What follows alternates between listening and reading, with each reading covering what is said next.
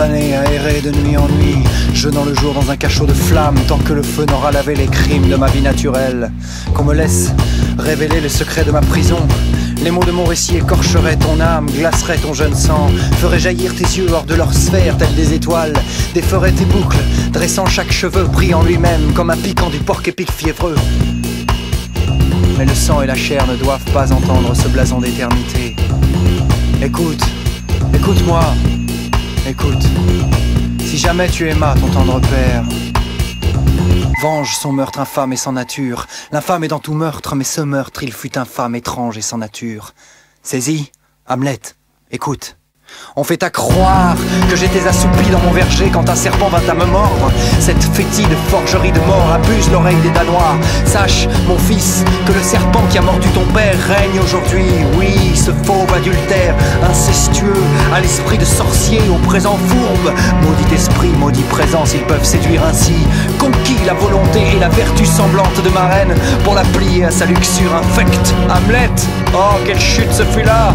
Moi, dont l'amour avait la dignité et la fermeté dans le respect du vœu donné pour le mariage. Et lui, un être dont les dons naturels étaient si pauvres devant les miens, tombés si bas.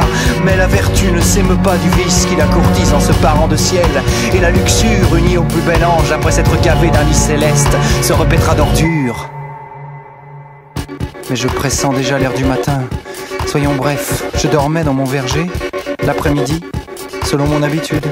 Ton oncle s'y glissa comme un voleur, avec ce suc maudit de l'ébénon, et me mit dans le porche des oreilles cette liqueur lépreuse dont l'effet est à ce point hostile au sang de l'homme, qu'aussi rapide que le vif argent, elle entre par les portes naturelles et les allées du corps et fige et caille plus fort que du vinaigre dans le lait, le sang fluide des seins.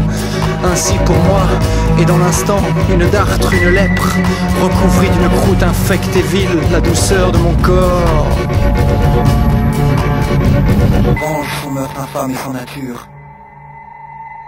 Ainsi je fus dormant et par mon frère, privé de vie, de couronne et de reine, fauché soudain dans la fleur du péché, sans sacrement, sans onction, sans viatique, non préparé, jeté devant mes juges, avec le poids de mes imperfections. Si ta nature est tienne, dresse-toi, refuse au lit royal de Danemark d'être celui du stupre et de l'inceste. Et quels que soient les chemins de ton acte, que ton esprit, ton âme reste pure de rien tenter contre ta mère. Laisse le ciel et les chardons qu'elle a au cœur la déchirer. Mais vite, quittons-nous. Le ver luisant montre l'aurore proche et fait pâlir ses feux inefficaces. Adieu, adieu, adieu, ne m'oublie pas.